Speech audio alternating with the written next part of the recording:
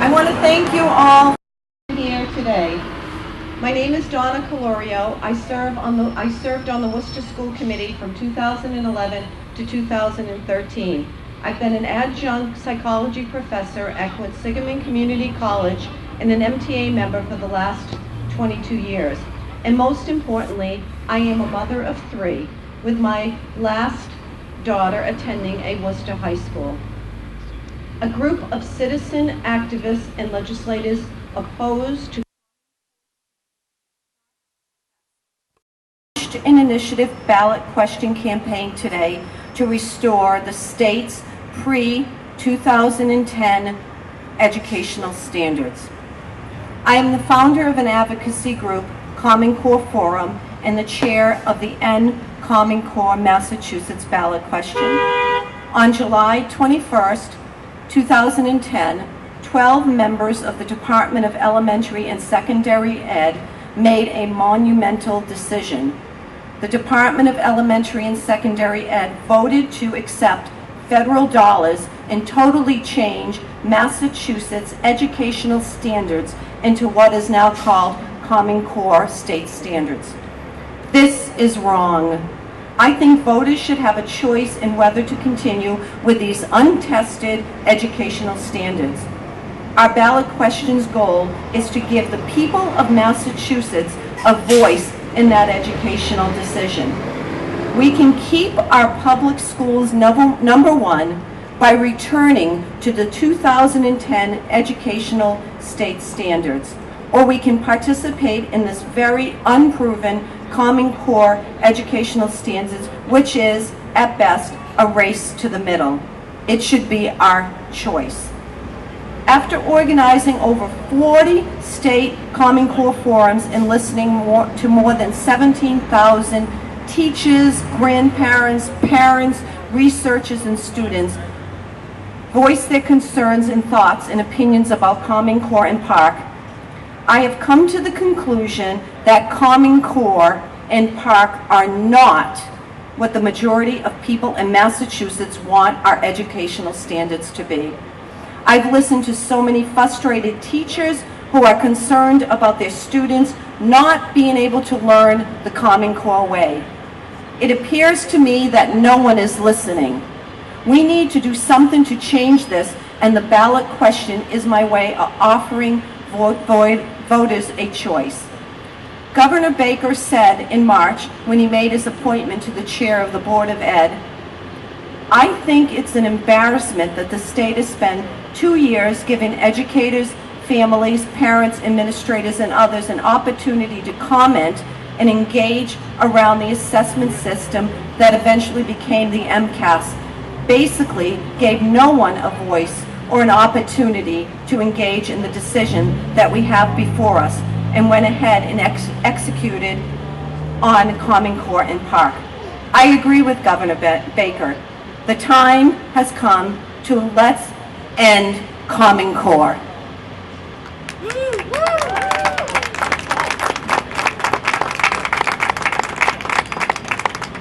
With me today, I have one of the experts in the field of educational standards in the country, Sandra Stotsky.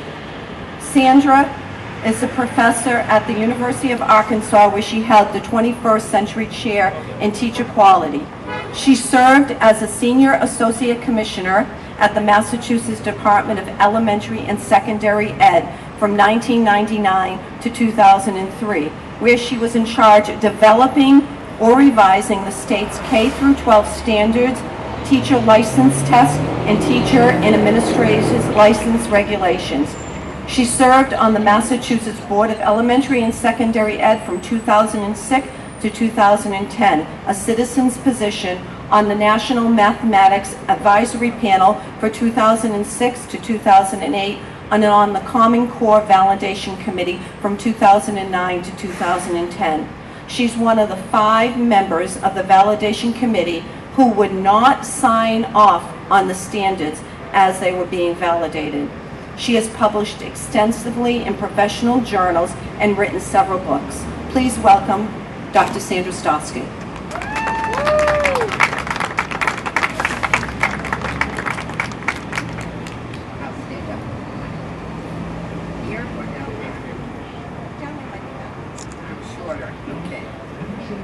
Thank you very much for the introduction.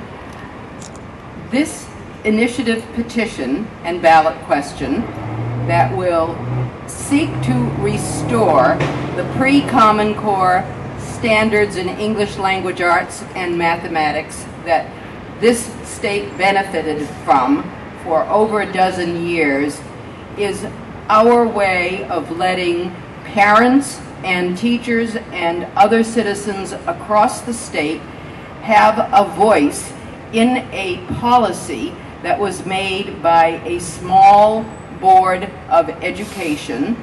I was on the State Board of Education at the time in 2010, and nobody, including local school committees, even the media, barely understood what was happening, and many of them did not know about it in advance because local school committees were not even given the courtesy of what the State Board of Elementary and Secondary Education was going to vote for based on the commissioner's recommendation.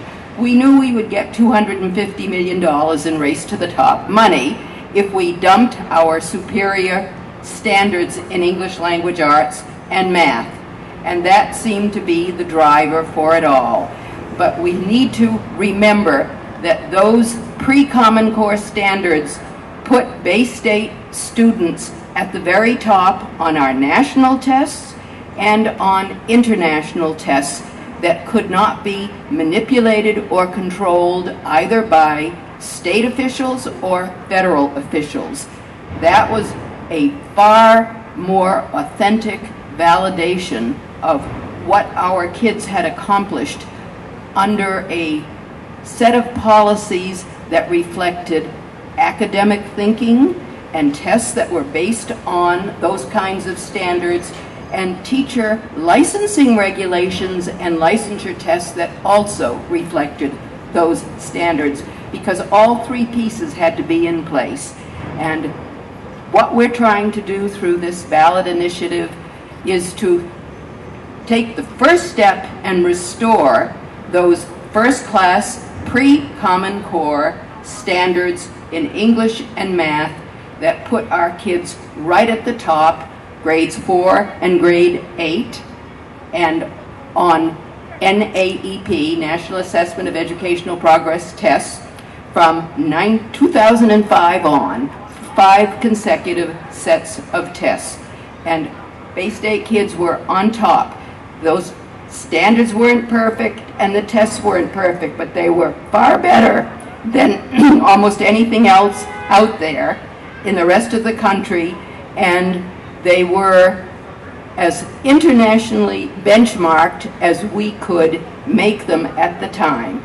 That is what we now need to aim for, but we first need to get rid of the inferior standards that are not demanding, not challenging, and restore the ones that we know worked in schools that teachers liked, because we have evidence from our teachers, and we know that parents were happy with them compared to all the complaints we hear today.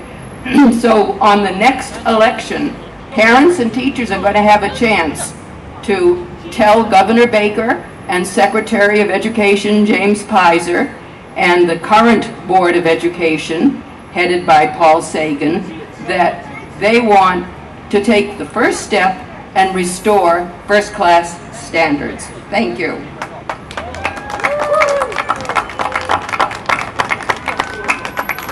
I just want to acknowledge Representative Donnie Berthium, Representative Joe McKenna, and Representative Kevin Kuros. Kevin, would you like to come up and say a few words?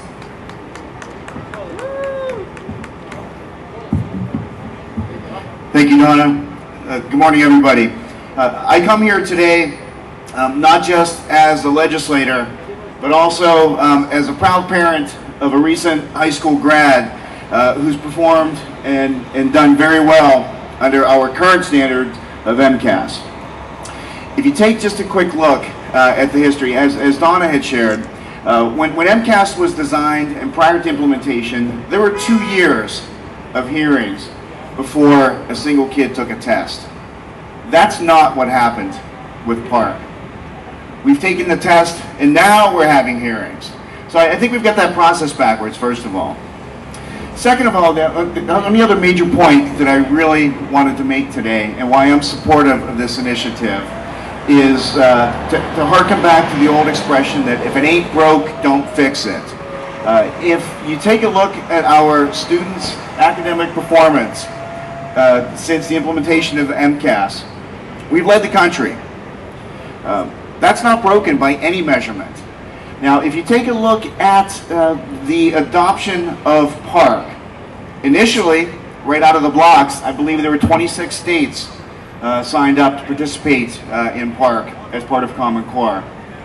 That number, depending on how you count it, is somewhere between 7 and 10 states that are left as part of that coalition. That should be very telling. Now, if you were already leading the nation in student performance, do you really need to change?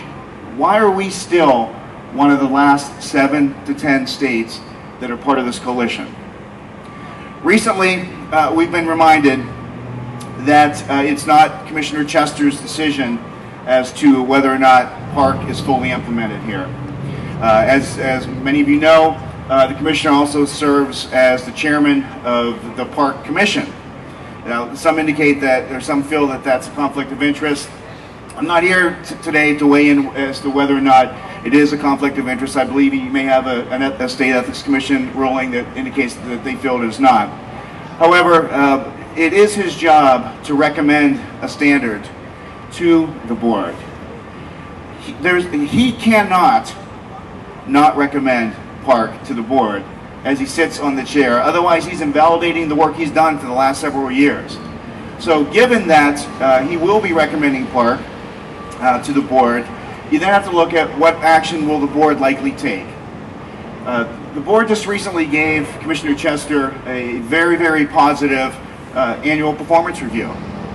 So if he were to recommend Park, and I believe to the bottom of my heart that he will, the board will be hard-pressed not to move forward with his recommendation, which only leaves one other action, or one other way to change that course of action.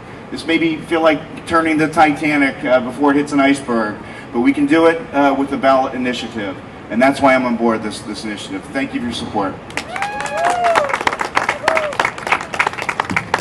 Thank you for my speakers, and thank you all for coming today.